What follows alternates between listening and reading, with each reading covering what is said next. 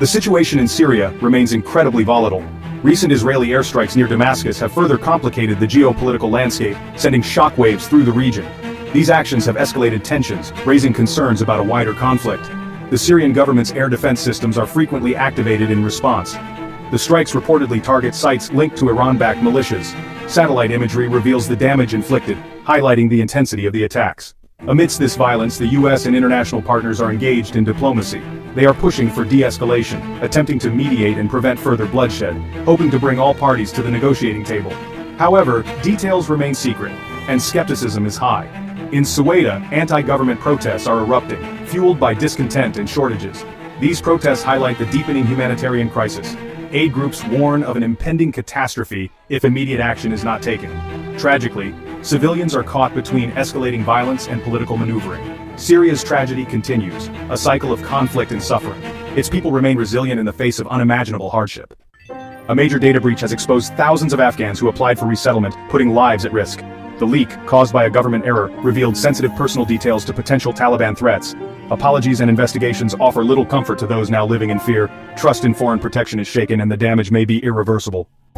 In Thailand, a woman known as Miss Golf has been apprehended by authorities. Her alleged crime? Blackmailing Buddhist monks, a deeply respected and revered segment of Thai society. This has sent shockwaves throughout the country. The method was insidious, secretly recorded videos, capturing moments that could be misconstrued or used to tarnish reputations. The scheme chillingly exploited the monks' vows of celibacy, a cornerstone of their spiritual practice and public image. Miss Golf allegedly extorted money from these monks, preying on their fear of exposure.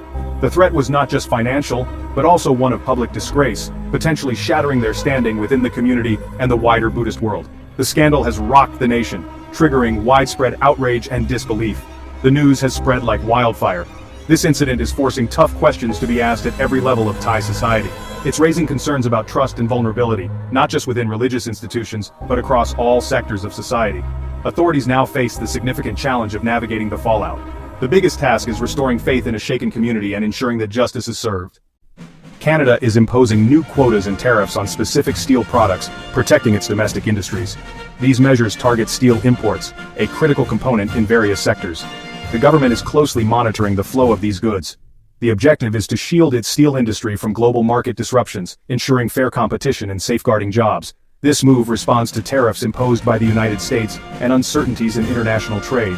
The aim is to prevent a surge of cheap steel from flooding Canadian markets, which could undermine domestic producers. Domestic steel producers are likely to applaud this protective measure. Other industries that rely on steel express concerns about the potential for rising costs. Canada is betting on long-term stability for its steel sector, even if it means some short-term economic pain. This decision reflects a calculated approach to navigate a volatile global trade landscape. President Trump says he won't fire Federal Reserve Chair Jerome Powell, easing market fears after months of criticism. The episode highlights tensions over the Fed's independence and the risks of political interference.